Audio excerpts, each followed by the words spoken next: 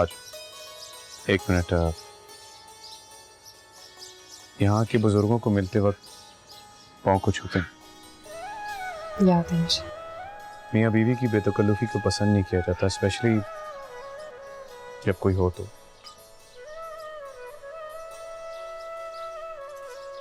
एक बात और,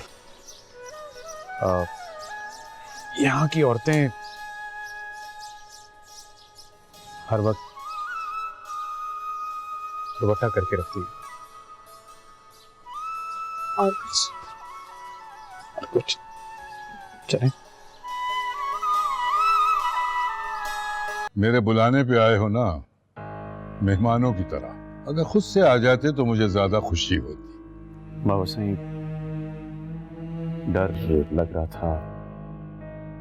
हम यहाँ मेहमान बन के नहीं आए, बाबा साईं आपकी खिदमत करने आए। आते कब्जा करना शुरू कर दिया।